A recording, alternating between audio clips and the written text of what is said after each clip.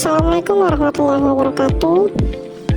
Halo semua, perkenalkan namaku Reja Hadi Prawira. Di sini aku akan menjelaskan tentang besaran, satuan, dan dimensi.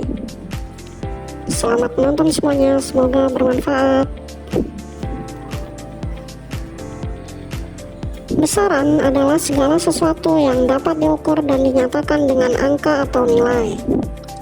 Karakteristik besaran yaitu dapat diukur atau dihitung, memiliki nilai, memiliki satuan.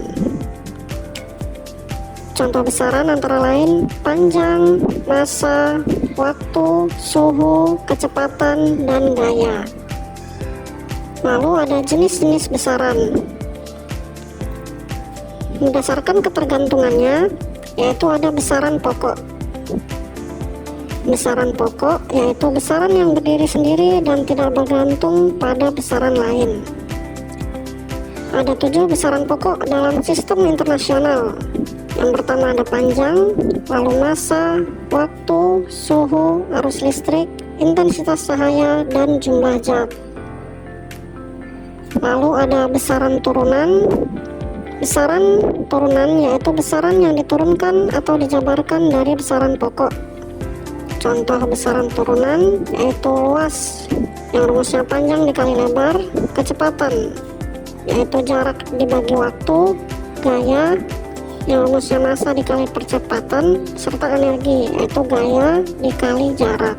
Lalu berdasarkan arah ada besaran skalar yaitu besaran yang hanya memiliki nilai tanpa arah. Contohnya massa, suhu, waktu, energi, dan jarak. Lalu ada besaran vektor, yaitu besaran yang memiliki nilai dan arah. Contohnya kecepatan, percepatan, gaya, momentum, dan perpindahan. Lalu ada satuan. Satuan adalah ukuran standar yang digunakan untuk menyatakan suatu besaran. Fungsi satuan antara lain, yang pertama memberikan nilai kuantitatif pada besaran, lalu memungkinkan perbandingan antar pengukuran, dan memastikan konsistensi dalam komunikasi ilmiah. Karakteristik satuan yang baik yaitu yang pertama tetap atau tidak berubah, yang kedua dapat direproduksi, yang ketiga diterima secara internasional. Jenis-jenis satuan yaitu yang pertama satuan internasional atau SI, yaitu sistem satuan yang paling umum digunakan di seluruh dunia, yang terdiri dari 7 satuan dasar sesuai dengan besaran pokok, yaitu contohnya meter, kilogram, detik, kelvin, ampere, candela, dan mol.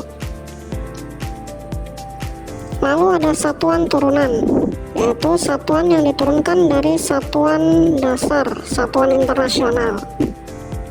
Contohnya yaitu Newton untuk gaya, yaitu kilogram meter per sekon kuadrat, lalu ada joule, lalu ada pascal. Ada juga satuan tak baku yang tidak saya cantumkan di sini, yaitu satuan yang tidak standar dan dapat bervariasi, contohnya jengkal, hasta, depa. Lalu ada dimensi besaran. Dimensi adalah cara untuk mengekspresikan suatu besaran dalam bentuk kombinasi dari besaran-besaran dasar.